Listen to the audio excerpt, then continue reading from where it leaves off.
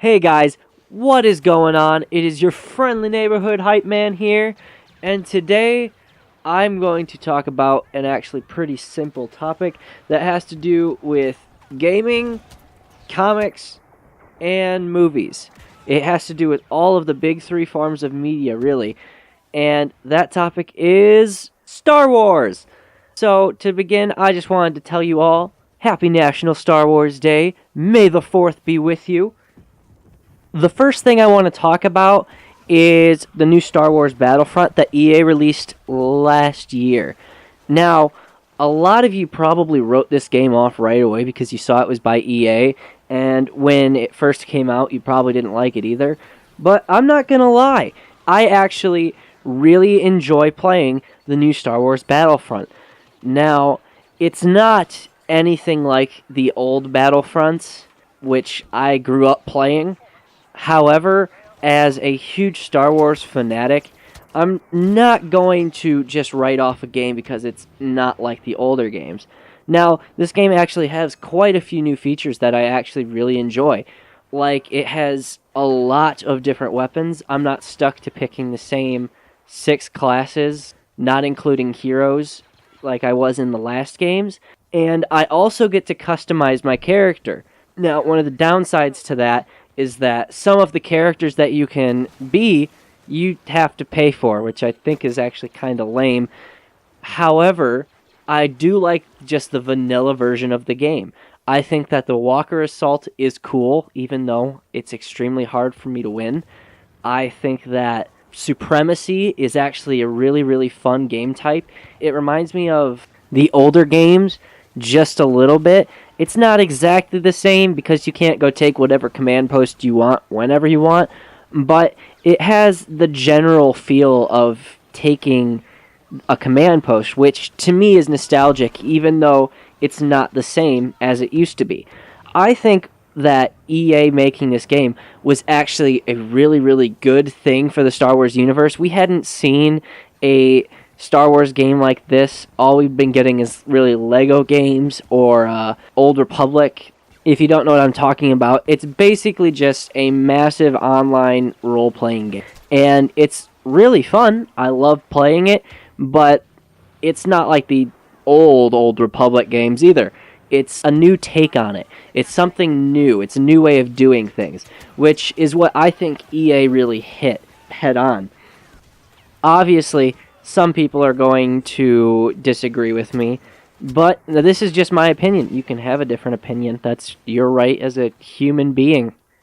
Another thing I'm really excited for in the Star Wars video game universe is a Battlefront 3 that a group called Frontwire Studios, it's basically just a fan group who's decided we're going to make a Star Wars game the way it was supposed to be. And I've seen some gameplay from it, and it looks really, really good. I'm not going to lie. I can't wait for it to come out. I'm hoping that Disney doesn't mind that this game exists because it actually looks really, really cool. And I can't wait to play it. Another thing that I wanted to talk about in this video is the Star Wars comic. Now, a lot of people aren't even going to give these comics a chance or any of the books a chance because the precious old EU was scrapped. Now, I'm not dissing the EU in any way. In fact, I loved it, and I have quite the collection of books sitting on my bookshelf of all of the Clone Wars books that were in the EU and a bunch of other stuff from the old expanded universe. However, there were story conflictions. I mean, there was contradictions quite a bit in the old books, and it got pretty confusing, and it wasn't exactly streamlined. Now, I think Disney and Marvel are trying to make the Star Wars expanded universe that they are creating streamlined. I think they're supposed to make it all linear so everything makes sense. You can hop in wherever you want, and everything will still be understandable from the reader's perspective.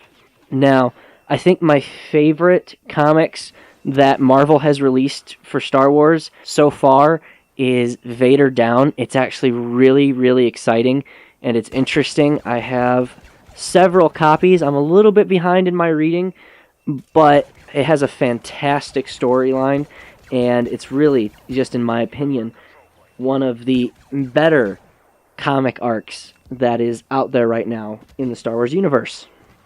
Now, the final thing that I want to mention in this video is the Star Wars movies. Now, if you haven't seen The Force Awakens, I highly encourage that you do so. I'm not going to spoil anything here. All I'm going to say is I'm really excited for Episode 8 to come out next year, and I'm also really excited for Rogue One to come out this year.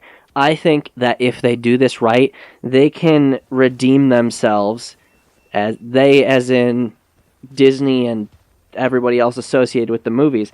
They can all redeem themselves by doing this story some justice. There's a lot of source material that they can use for this story, if I'm not mistaken, and it would just be fantastic if they could make it as close to what we already know about Rogue One as possible. Regardless of how it turns out, I'm going to go see the movie, and I'm going to continue going to see the movies, because I think it's important to watch it. Even if I don't enjoy it, I think I need to give every movie in the franchise a chance before completely writing it off. I do the same with all of the Marvel movies, all of the DC movies. I'm not going to judge it until I go see it. I think that is the right way to handle criticizing movies. I don't think you should be criticizing if you haven't gone and watched it yourself. I think that's just stupid. Don't do it. Well, those are just kind of my thoughts on some of the new Star Wars universe. If you have any opinions of your own that you'd like to share, put them in the comment section. I love to read your guys' comments. If you could leave a like on my video, that would be awesome. If you could share it with your friends, that'd be even better. And if you haven't already, please subscribe if you enjoy watching my videos. Thanks, guys. May the 4th be with you.